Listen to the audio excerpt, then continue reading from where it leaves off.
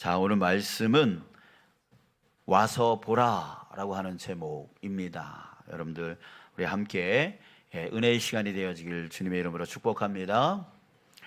자, 여러분, 저는 이런 말을 여러분들에게 해주고 싶습니다. 무슨 말이냐면 여러분들은 참으로 행복한 사람이라는 거예요.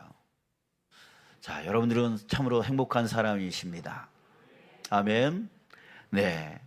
왜냐하면 신명기 33장 29절에 이스라엘이여 너는 행복한 사람이로다.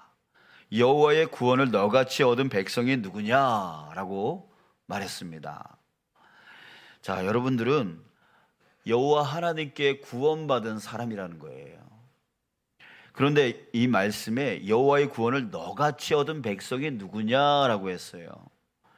즉, 이 구원이요, 아무나 받는 구원이 아니라는 거예요. 아무나 받을 수 없는 그 구원이기 때문에, 그 구원을 여러분들이 받았기 때문에 여러분들은 참으로 행복한 사람이라는 겁니다. 또 여호와의 구원을 받은 사람에게 하나님이 주시는 복이 있답니다. 신명기 33장 29절 말씀을 계속 보면 이렇게 말하고 있습니다. 그는 너를 돕는 방패이시오 내 영광의 칼이시로다. 내 대적이 내게 복종하리니 내가 그들의 높은 곳을 밟으리로다. 자, 여러분, 여호와의 구원을 받은 사람의 복이 무엇입니까? 바로 하나님이 그 구원받은 사람에게 직접 그 사람에게 돕는 방패가 되어주신다는 거예요. 또 영광의 칼이 되어주신다는 거죠. 여러분들, 방패가 뭐 하는 겁니까? 공격을 막는 겁니다. 여러분들, 하나님이 방패가 되어주시면 어떨까요? 어떤 공격도 나를 침범하지 못할 거예요. 하나님이 방패 되어주시는데요. 또 반대로 하나님께서 영광의 칼이 되어주신대요. 칼은 뭐 하는 거예요? 공격하는 거잖아요. 자, 그랬을 때 하나님이 나의 칼이 되어주신다라는 말은 무슨 뜻일까요? 내가 무엇과 싸우더라도 반드시 뭐한다? 이긴다는 거죠. 그러니까 하나님이 나의 방패가 되어주신다, 하나님이 나의 칼이 되어주신다. 이 말은 뭐냐면 하나님으로 인해서 우리는 반드시 승리한다는 거예요. 반드시 이긴다는 거죠. 예. 어떤 어려움이 와도, 어떤 힘듦이 와도, 어떤 마음의 상처가 와도, 어떤 어려운 고난이 와도요, 하나님이 방패 되어주시고 하나님이 칼이 되어주시니까 능히 막고 능히 공격하여 승리한다는 거예요. 그 복이 바로 누구에게 있다고요? 하나님의 구원을 받은 자. 하나님의 구원을 받은 자에게 하나님이 직접 그렇게 해 주신다라는 거죠. 자, 그랬을 때 하나님이 방패 되어주시고 하나님이 칼 되어주신다니, 그런 자가 무엇이 두렵고 무엇이 무섭겠습니까? 무엇이 걱정되겠어요? 하나님이 그렇게 해주신다라고 하는데요. 자, 여러분, 이것이 바로 하나님의 구원을 받은 자가 받는 복입니다. 자, 그런데 여러분들은 어떻게 그 여호와의 구원, 하나님의 구원을 받게 된 것입니까? 여러분들, 우리가 이것을 알아야 돼요. 내가 어떻게 하나님의 구원을 받았는지 이것을 알아야 된다고요. 왜요? 그것을 알아야 이 받은 구원이 흔들리지가 않아요. 여러분, 구원에도 싸구리 구원이 있어요. 비싼 구원이 있습니다. 여러분들, 비싼 물건을 사면 굉장히 소중하게 여기시죠? 도둑 맞지 않으려고 잘 보관합니다. 아무데나 두지 않습니다. 거기다가 그 소중한 물건을 들고 가다가 혹이라도 넘어져서 넘어지게 되어지면 어떻게 합니까? 내 몸이 상하더라도, 내 몸이 다치더라도 그 소중한 물건이 상하지 않게 보호합니다. 이게 바로 비싼 물건을 갖고 있는 사람의 모습이라고 하는 거죠. 자, 그랬을 때 여러분, 비싼 구원도 마찬가지입니다. 구원받은 것을 굉장히 소중하게 여기고, 그리고 내 몸이 아파도, 내 마음이 상해도, 뭔 일이 생겨도요, 그 구원을 잃어버리지 않으려고 끊임없이 애씁니다. 이게 바로 비싼 구원을 가진 사람들의 모습이에요.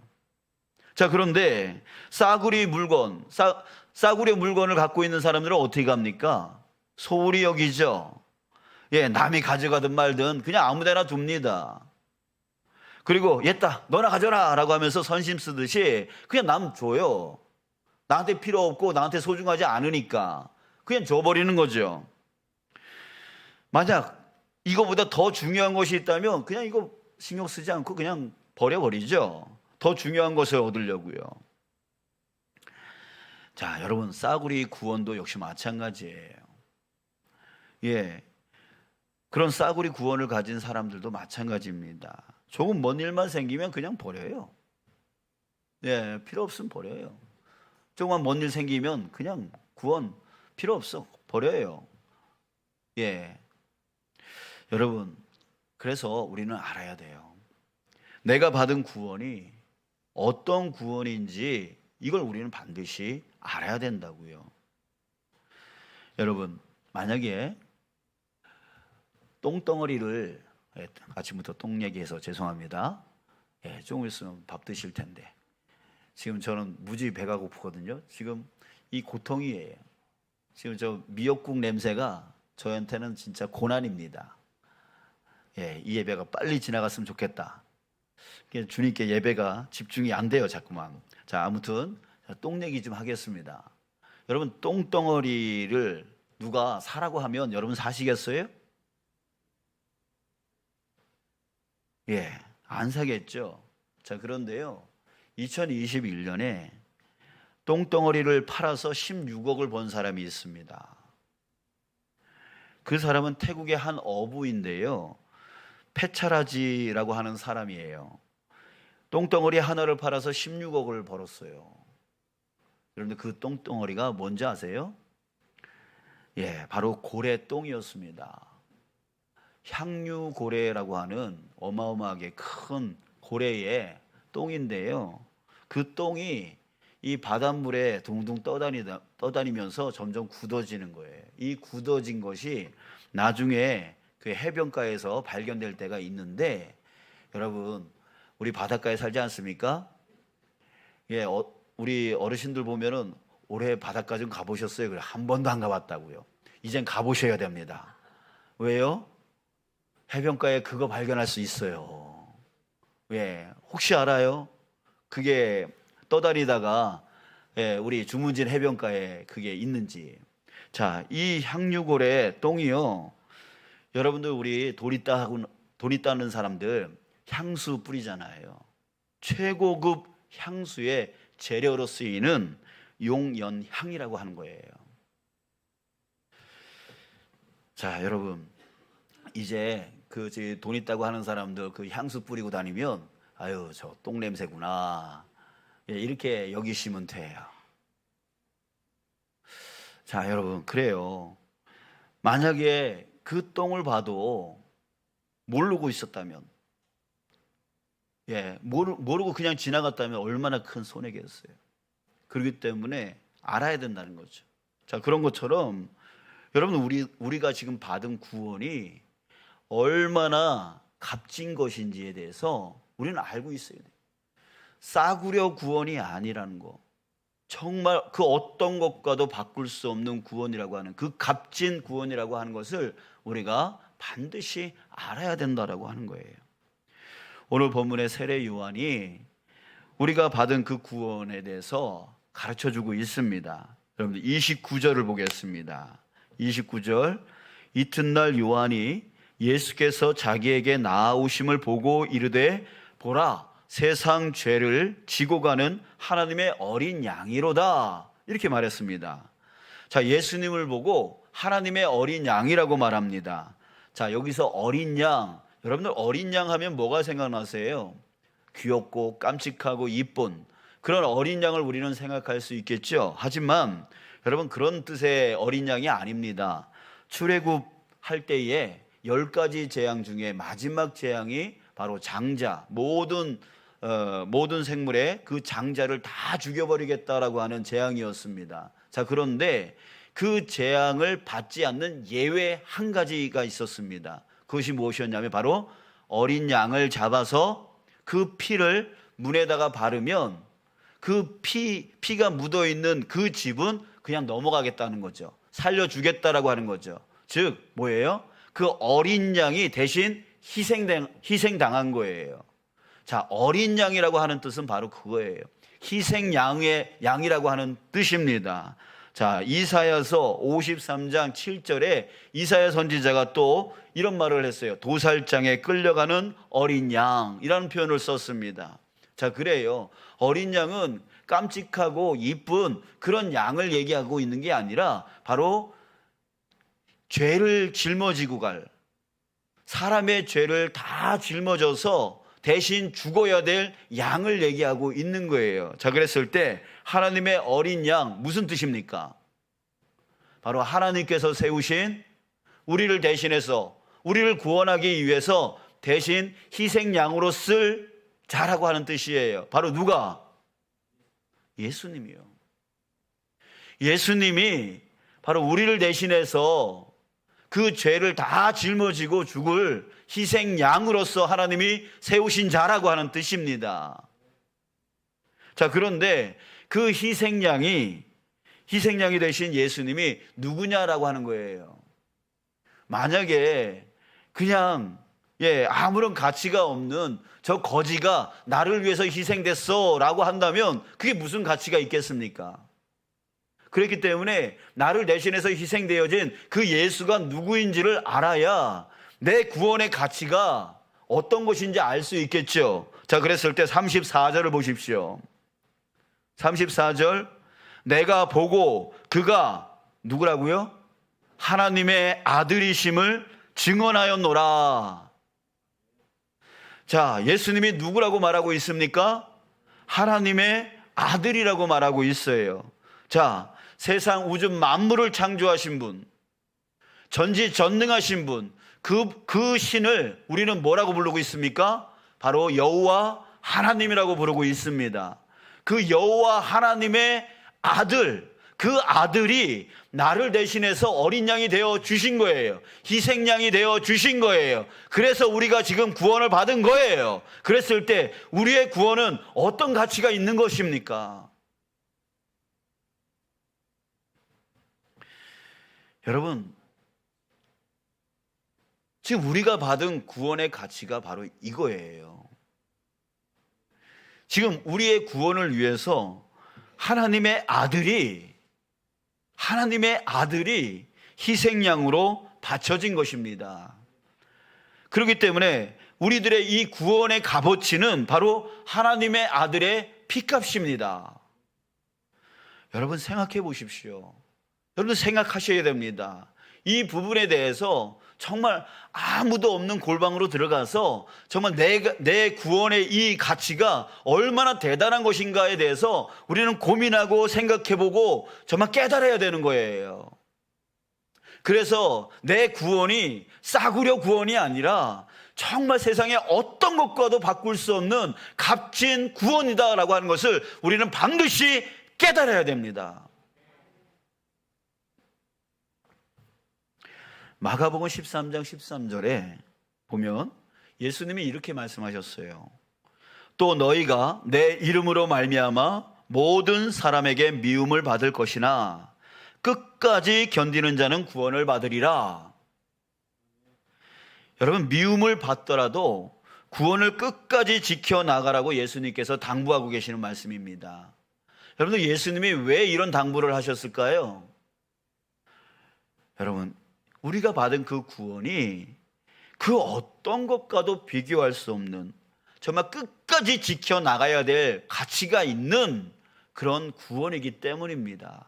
그래서 우리에게 너희들 내 이름으로 너희들이 고난당하더라도 힘들더라도 어렵더라도 핍박당하더라도 끝까지 견뎌야 된다. 끝까지 이 구원을 지켜나가야 된다라고 예수님께서 우리에게 당부해 주신 말씀이에요. 여러분, 이런 구원을 나 기분 나쁘다고 버려요? 이런 구원을 나 바쁘다고 버려요? 나 힘들다고 버려요? 나 아프다고 버려요? 여러분, 절대 버릴 수 없는 것이죠. 다른 어떤 것과 바꿀 수 없는 것이죠. 오히려 생명을 바쳐 지켜야 하는 것이 바로 하나님이 내게 주신 이 구원인 것입니다. 사랑하는 여러분, 그래서 우리는 알아야 돼요. 내가 받은 구원이 얼마짜리 구원인지 그것을 우리는 알아야 돼요. 자, 여러분, 우리 31절을 한번 보십시오. 31절. 세례 요한이 이렇게 말했어요. 나도 그를 알지 못하였으나. 자, 또 33절을 보십시오. 뭐라 그래요? 나도 그를 알지 못하였으나. 똑같이 알지 못했대요. 세례 요한도 예수님이 누구인지를 알지 못했대요. 그런데 어떻게 알게 됐습니까? 34절을 다시 보겠습니다. 내가 보고 그가 하나님의 아들이심을 증언하였노라. 자, 여기서 내가 보고 증언하였다라고 말하고 있어요. 자, 봤다는 겁니다. 그래서 증언했다는 거예요. 여러분들, 증언이 뭐예요? 증언은 누가 할 수 있는 거죠? 똑똑한 사람이 하나요? 능력 있는 사람이 하는 건가요? 변호사들이 하는 건가요? 법을 배운 사람들이 하는 건가요? 아니에요. 증언은 누가 하는 거예요? 본 사람, 목격한 사람, 경험한 사람, 이런 사람이 하는 거예요. 무식한 사람이라도 본 사람이 하는 거예요. 경험해 본 사람이 하는 거예요. 체험해 본 사람이 하는 게 바로 증언이에요. 누구 말을 믿겠어요? 지식적으로 똑똑한 사람이 증언한다고 믿겠어요? 아니에요. 경험해 본 사람, 체험해 본 사람, 목격해 본 사람, 그 사람이 증언할 수 있는 거죠. 자, 세례 요한이 지금 내가 증언하였다라고 말했던 것은 뭐냐면 봤다는 얘기예요. 32절 보겠습니다. 요한이 또 증언하여 이르되 내가 보매, 내가 봤대요. 성령이 비둘기같이 하늘로부터 내려와서 그의 위에 머물렀더라. 지금 세례 요한은 봤어요. 뭘 봤냐면 예수님 위에 성령이 비둘기같이 내려온 것을 봤다는 얘기예요. 그래서 증언했다는 거죠. 자, 그 장면을 보면서 세례 요한은 하나님의 말씀을 떠올립니다. 33절 보겠습니다. 나도 그를 알지 못하였으나 나를 보내어 물로 세례를 주라 하신 그 이가 나에게 말씀하시되, 하나님이 자기에게 말씀하신 것을 기억합니다. 뭐라고 했습니까? 성령이 내려서 누구 위에든지 머무는 것을 보거든 그가 곧 성령으로 세례를 베푸는 이인 줄 알라. 자, 세례 요한도요, 이전에 몰랐어요. 예수님이 누군지 몰랐어요. 자, 그러나 하나님의 말씀이 그에게 이루어진 것을 경험하고 나서, 그래서 예수님이 정말 하나님의 아들이구나, 하나님의 어린 양이구나 라고 하는 것을 깨닫게 되어진 거예요. 이전에는 긴가민가 했고 의심이 되었고 확실치가 않았어요. 자, 그러나 세례 요한이 보고 그 다음에 말씀을 깨닫고 한 그것을 통해서 그는 이제 예수님이 하나님의 어린 양이고 하나님의 아들이다 라고 하는 사실을 확실하게 알고 깨달았던 거예요. 그래서 증언하였던 거예요. 어제 어느 분이 참 오늘 말씀 이렇게 설교하려고 주님께서 그분을 통해서 저에게 간증하도록 해 주셨던 것 같아요. 어제 어느 분이 지난번에 했던 그 성찬식 때에 경험했던 그 은혜를 저에게 나눠 주셨습니다. 성찬식 때에 잔을 들고 목사님 인도에 따라서 이렇게 성찬을 하고 있는데 갑자기 자기 손에 막 피가 흐르더라는 거예요. 그래서 아니 잔이 새나 하고 잔을 만져봤는데 잔이 멀쩡하더라는 거죠. 내 손에 상처가 났나 해서 봤더니 상처도 안 났어요. 근데 피가 막 이렇게 흐르더라는 거예요. 뭘까요? 예, 환상을 본 거죠. 그죠? 그 순간 환상을 본 겁니다. 저는 주님께서 우리 그분에게 예수님의 그 보혈의 피를 보여주셨구나, 이렇게 깨달았습니다. 저는 바라기는요, 그분이 정말 예수님의 그 피를 체험함을 통해서 더욱 그 믿음이 강건하여지고 그 구원의 은혜를 누리며 살았으면 참 좋겠다, 이런 마음을 가졌습니다. 여러분들 그래요. 그러니까 주님은 우리에게 보여주세요. 보여주세요. 환상을 통해서 보여주세요. 또한 환상뿐만이 아니라 우리의 자면서 꿈을 통해서도 보여주셨고, 요셉이라든지 등등의 여러 사람들이 꿈을 통해서 이렇게 하나님을 보게 되어지는 경우가 많이 있었죠. 꿈을 통해서. 또한 어떤 사건, 어떤 일, 그것들을 통해서 질병에서 낫게 해주시는 거라든지, 또 실패된 사업에서 다시 회복시켜 주시는 거라든지, 아니면 자기가 소원하고 있는 그 기도 제목이 응답되어지는 것이라든지 등등의 여러 가지 수없이 많은 방법을 통해서 하나님은 자기 자신을 우리에게 보여주신다고요. 경험하도록, 체험하도록 보여주세요. 자, 그런데요, 이 모든 환상과 꿈과 이 사건들은요, 우리 모든 사람들이 경험하면 좋겠지만 모든 사람들이 그것을 경험하지를 못해요. 극히 일부 사람들만 경험하게 되어져요. 그래서 자꾸만 환상을 쫓아다니면 안 되고, 꿈을 쫓아다니면 안 되고, 어떤 사건이 일어나길, 또 기도의 제목이 응답되어지기를, 그런 것만 쫓아다니면 안 된다는 거죠. 그걸 통해서 하나님을 깨닫기는 참 힘듭니다. 힘듭니다. 나한테도 그런 경험이 있으면 참 좋겠지만 그렇게 하기가 힘들어요. 그것은 전적으로 누구의 뜻입니까? 내 뜻으로 되어지는 게 아니죠. 내가 원한다고 되어지는 게 아니라 주님께서 원하실 때에, 주님께서 원하실 때에 그 사람에게 환상으로, 아니면 꿈으로, 아니면 어떤 사건의 은혜로 채워주시는 거예요. 자, 그런데 여러분, 우리가 원할 때 하나님을 경험하고 하나님을 깨달을 수 있는 방법이 있어요. 이 방법은 언제나 어디서나 우리는 하나님을 체험할 수 있어요. 하나님을 깨달을 수가 있어요. 그게 뭘까요? 하나님께서요, 우리에게 원하면 누구든지 하나님을 알 수 있는 방법을 우리에게 주셨어요. 그 방법이 무엇이냐면 바로 말씀이에요. 우리가 원할 때, 그 말씀 앞으로 나아갈 때에, 나아가서 그 말씀을 묵상할 때에 하나님은 우리에게 자신을 보여주시는 거예요. 자신을 깨닫게 해주시는 거예요. 그래서 원하는 사람들은 누구나 하나님을 경험할 수 있게 해주셨어요. 그래서 시편 1편에 보면 복 있는 사람은 어떤 사람입니까? 여호와의 율법을 즐거워해서 그것을 주야로 묵상하는 자라고 말하고 있습니다. 그래요.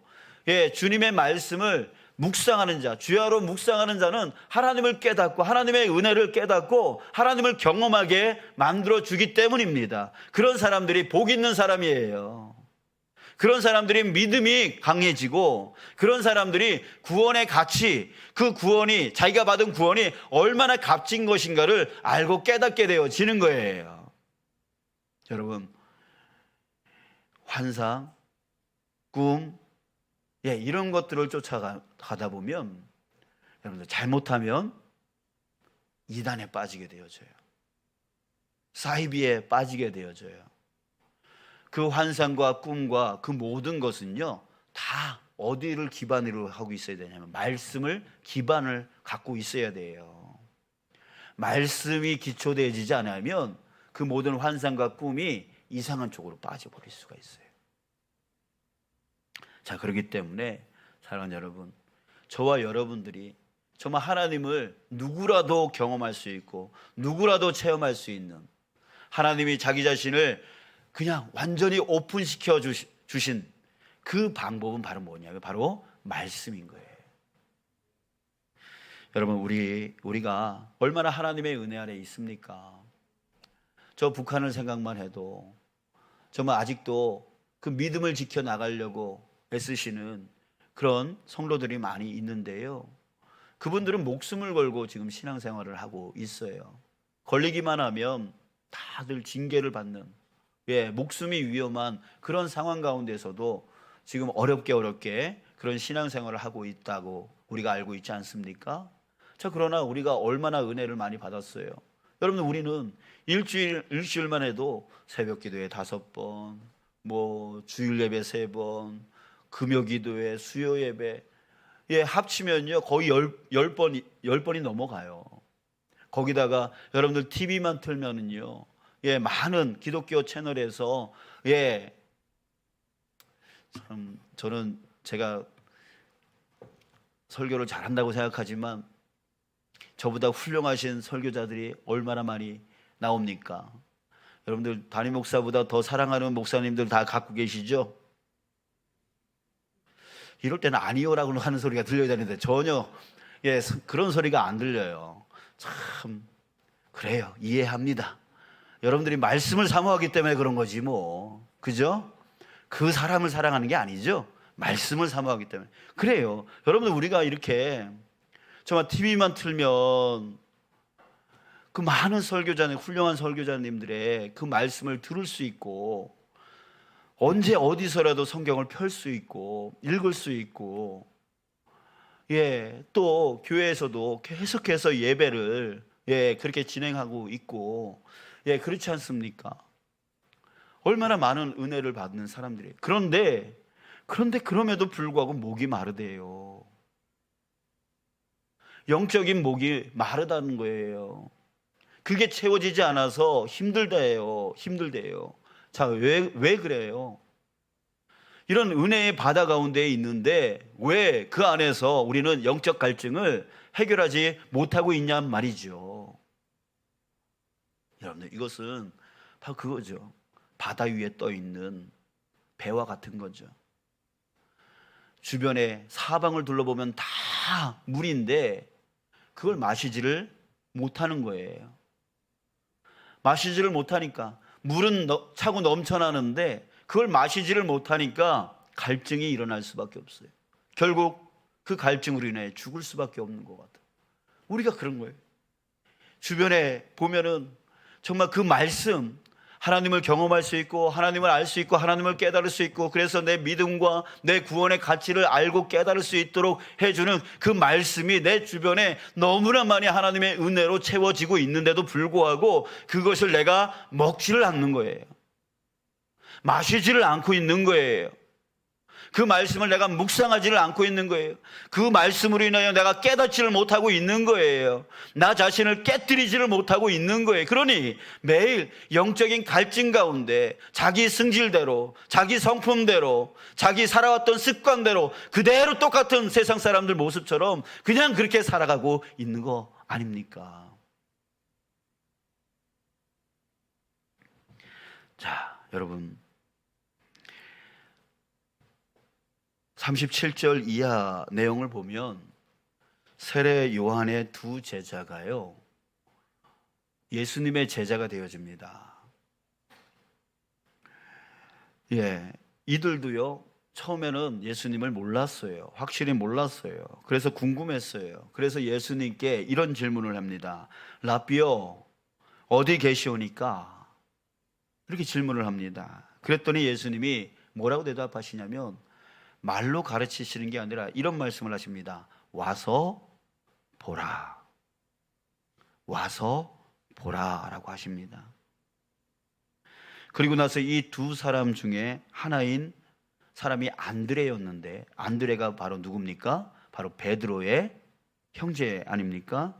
그 안드레가 바로 형제인 시몬, 바로 나중에 베드로가 되어지는 이 시몬에게 와서 이렇게 말을 합니다. 41절, 그가 먼저 자기의 형제 시몬을 찾아 말하되 우리가 메시아를 만났다. 그 메시아는 뭐예요? 그리스도라고 했습니다. 바로 내가 그리스도를 만났다, 구원의 주님을 만났다라고 하는 그 이야기를 하는 거예요. 처음에는 몰랐어요. 처음에 모르고 그냥 세례 요한이 저 예수가 누구다 이렇게 하니까 예수님을 쫓아왔는데 그 예수님을 뭐라고 부르냐면 랍비요. 어디 계시오니까 랍비는 선생이라 하는 뜻이라고 합니다. 그러니까 예수님을 주님이라고 부르지도 않아요. 누구인지 모르는 거죠. 그냥 랍비 선생이요 이렇게 부르는 거예요. 그런데 이들이 예수님이 와서 보라, 보고 깨달으라 라고 하니까, 와서 보고 경험하고 체험하고 그래라 라고 하니까 그렇게 했어요. 했더니 뭐예요? 자기 형제 시몬에게 가서 내가 누굴 봤다? 메시아를 봤다. 내가 바로 그리스도를 봤다. 하나님의 아들을 봤다. 하나님의 어린 양을 봤다 라고 고백을 할 수 있었던 것입니다. 자, 사랑하는 여러분, 여러분들이 누굽니까? 여러분들은 참으로 행복한 사람입니다. 왜 그렇습니까? 하나님의 구원을 받은 자이기 때문입니다. 그런데 혹시 그 받은 구원을 싸구려 구원으로 지금 여기고 있는 것은 아닙니까? 그래서 뭔 일, 조금만 일 생기면 그냥 훅 버려버리고, 기분 나쁘다고 버려버리고, 바쁘다고 버려버리고, 뭔 문제 있으면 버려버리고, 이런 싸구려 구원으로 여기며 살아가고 있지 않냐 이거죠. 사랑하는 여러분, 우리는 생명을 바쳐서라도 반드시 지켜내야 되는 것이 바로 이 구원이에요. 이 구원을 우리는 반드시 지켜내야 되는 거예요. 그러기 위해서 뭘 해야 되는 겁니까? 바로 와서 보라. 우리 주님을 경험해야 돼요. 주님을 체험해야 돼요. 그 방법은 무엇입니까? 바로 주님의 말씀 앞으로 나아가는 거고, 그 말씀을 귀로 듣는 것으로 끝나는 것이 아니라 바로 그 말씀이 내 삶 가운데 적용되어져 나가는 거예요. 실천되어져 나가는 거예요. 그 말씀 때문에 내 승질머리가 죽고, 그 말씀 때문에 내 삶이 바뀌고, 그 말씀 때문에 내 모든 것을 그 말씀에 맞춰서 나갈 때에 그때 우리는 알게 되어지는 거예요. 경험하게 되어지는 거예요. 누굴? 바로 예수 그리스도. 그분이 누구인가를, 그분이 어떤 가치 있는 분인가를, 그래서 내 구원이 어떤 값어치가 있는가를 깨닫게 되어지는 거예요. 그것을 깨달은 사람들은요, 나오지 말라라도 나와요. 아파도 나와요. 힘들어도 나와요. 바빠도 나와요. 주님을 붙들지 않으면 안 되니까. 그런 사람들이 바로 자신의 모든 것을 다 내려놓고 주님 앞에 헌신하며 나갈 수 있는 그런 자가 되어질 수 있는 것입니다. 사랑하는 여러분, 저와 여러분들이 이제 그런 믿음을 갖고 나가는 자 되어지길 원합니다. 그런 비싼 구원을 갖고 살아가는 자 되어지길 원합니다. 또한 여러분 집에 다 금덩이 하나라도 다 있으시죠? 없어요? 있으면 참 좋겠습니다. 이럴 때 아멘 하면은 금덩이가 생길 줄 누가 알아요? 자, 그럼 금덩이가 있다 칩시다. 금덩이가 있으면은 여러분들 어떻게 해야 돼요? 저기 이불장 속에 깊이 숨겨놓지 말고 그걸 써야죠. 나중에 죽은 다음에 자식들 좋으라고 그렇게 하려고요? 아니요. 우리도 역시 마찬가지입니다. 우리가 이 값진 구원을 갖고 있을 때 그 값진 구원을 저 이불장 속에 숨겨두면 안 되는 것이죠. 그 구원을 우리는 누려 나가야 되는 것이에요. 주님이 우리의 방패라고 했어요. 주님이 우리의 칼이라고 했어요. 그랬을 때 이 구원받은 사람에게 주시는 그 방패와 칼을 가지고 싸울 줄 알아야 되는 거예요. 그래서 승리할 줄 알아야 되는 거예요. 누가 나에게 상처를 줬어요. 그러면 어떻게 해야 돼요? 맨날 상처 가운데 있어야 돼요? 아니에요. 주님이 나의 방패 되어 주신다 그랬잖아요. 주님이 나의 칼이 되어 주신다 그랬잖아요. 그랬을 때 그걸 갖고 이겨나가는 거죠. 이게 바로 구원을 받은 자, 구원을 누려 나가는 자의 모습이라고 하는 거예요. 어려운 일이 생겼어요. 어려운 일이 생겼을 때 그걸 갖고 두려워 떨어 숨어 있는 것이 아니라, 두려워서 가만히 있는 것이 아니라, 주님이 나의 방패 되어 주시니까, 주님이 나의 칼이 되어 주시니까 나는 반드시 승리한다 라고 하는 그 믿음을 갖고 싸우는 거죠. 그 일을 행하여 나가는 거죠. 여러분들, 우리 학생들은 공부하기를 두려워하지 않아요? 그랬을 때 주님이 나의 방패이시고 나의 칼이 되어 주신다라고 했잖아요. 그랬을 때 그 믿음, 그 구원의 은혜를 갖고 싸워 나가는 거죠. 여러분, 우리에게는 바로 그 구원의 은혜가 있는 자들이에요. 우리는 반드시 승리합니다. 반드시 승리합니다. 아멘. 왜요? 내가 똑똑하기 때문에? 내가 능력이 있어서? 내가 잘났기 때문에? 아니요라고 한 말 좀 해주세요. 예, 내가 똑똑해서? 네, 아니죠. 주님이 나의 방패 되어 주시니까, 주님이 나의 칼이 되어 주시니까. 아멘. 그걸 누가 누릴 수 있는 거예요? 하나님이 구원하신 그 백성이 누릴 수 있는 거예요. 그러니까 이 값진 구원을 저 이불장 속에 숨겨두는 그런 삶이 아니라, 그걸 꺼내서 여러분, 우리가 누릴 줄 알아야 돼요. 여러분들은 반드시 어떤 것이라도 승리할 수 있는 자가 되었으니까요. 하나님이, 그 전지전능하신 하나님이 나의 방패가 되어주셔서 어떤 것이라도 막을 수 있게 해주시고, 하나님이 나의 영광의 칼이 되어주셔서 어떤 것이라도 길러 승리할 수 있게 만들어 주셨으니까, 그런 존재가 되었으니까 이제 그것을 누리며 살아가야죠. 상처받았다고 저기 뒤에 가가지고 울기만 하고 있으면 안 되잖아요. 아프다고 해서, 몸이 아프다고 해서 저기 뒤에 가서 아무것도 못하는 사람들이 있으면 안 되잖아요. 어려운 일이 있다고, 바쁜 일이 있다고 해서 저쪽 뒤로 가가지고 정말 꽂아놓은 빗자루처럼 살면 안 되잖아요. 우리가 누굽니까? 하나님이 나의 방패이시오, 하나님이 나의 칼이십니다. 우리로 하여금 반드시 그 대적과 싸워 능히 밝게 해주신다라고 했습니다. 여러분, 우리 구원받은 자로서 그 구원의 값어치를 다시 한번 깨닫고, 우리 그 구원을 능히 누려 살아갈 수 있는 저와 여러분들 되시길 주님의 이름으로 축복합니다.